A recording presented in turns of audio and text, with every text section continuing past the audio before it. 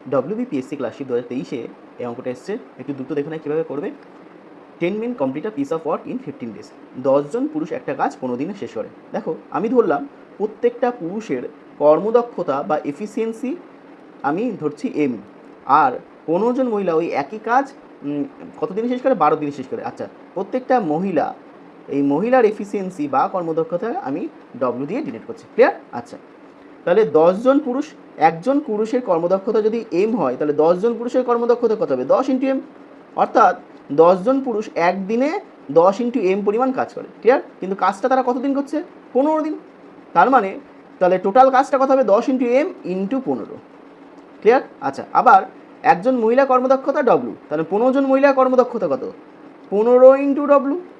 তার মানে 15 জন মহিলা একদিনে এই পরিমাণ কাজ করে। ক্লিয়ার? আচ্ছা, তাহলে 15 জন মহিলা 12 দিনে ওই কাজটা শেষ করছে, তাহলে 12 দিনে কত পরিমাণ কাজ করবে? সিম্পল এর সঙ্গে 12 গুণ করতে হবে। ক্লিয়ার? আচ্ছা, এইবার খুব মজার ব্যাপার দেখো, এই যে দুপাশের কাজ, এই কাজ আর এই কাজ, এই দুটো কাজ সমান। কী করে বুঝলে সমান? কারণ আমার প্রশ্নে বলে দিচ্ছে এই যে কমপ্লিট দ্য সেম ওয়ার্ক, মানে কাজের পরিমাণ উভয় ক্ষেত্রে আমার কিন্তু সমান। এই বাংলায় দেখো এই একই কাজ। ক্লিয়ার? আচ্ছা, তার মানে এই দুটো কাজের পরিমাণ সমান, বুঝে গেলাম, তাহলে এটা ইকুয়াল। এবার আমার কাটাকাটি করো, 15 দিয়ে এই 15 কাটলাম, এবার সে 2 দিয়ে কাটছি, 5 দুগুনি 10, এবার সে 2 দিয়ে কাটছি 6।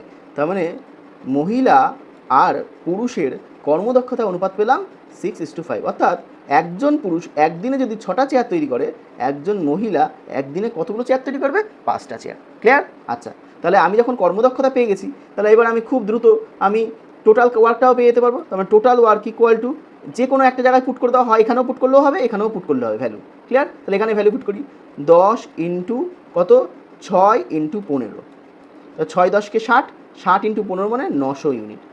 তাহলে আমি ধরলাম টোটাল কাজের পরিমাণ হচ্ছে 900 ইউনিট, বের করে নিলাম। আচ্ছা, এবার কি বলেছে পরের লাইনে?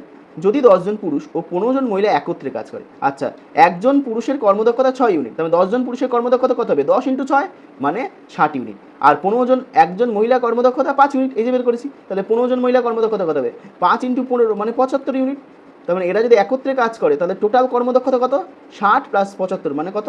5, 6 6 12 আর 13, অর্থাৎ 10 জন পুরুষ ও 15 জন মহিলা একত্রে একদিনে 135টা চেয়ার তৈরি করে, আমি ধরে নিলাম। ঠিক আছে? তাহলে একদিনে 135টা চেয়ার তৈরি করে, আর টোটাল চেয়ার কতগুলো তৈরি করতে হবে? 900টা। তাহলে কয় দিনে করবে? তাহলে নাম্বার অফ ডেজ হচ্ছে 900 ভাগ 135। ক্লিয়ার? এবার কাটাকাটি করো, 5 দিয়ে কাটলাম, 5 18 90, আর এখানে 5 দিয়ে কাটলাম, 5 দুগুনি 10, 5 7 35। আচ্ছা, বুঝলাম। এবার দেখতে পাচ্ছি 9 দিয়ে যাবে, 9 দিয়ে কাটলে উপরে 20, আর এপাশে হচ্ছে 3, তাহলে 20/3 মানে হচ্ছে 6 পূর্ণ 2 এর 3, 3 6 18, তাহলে 6।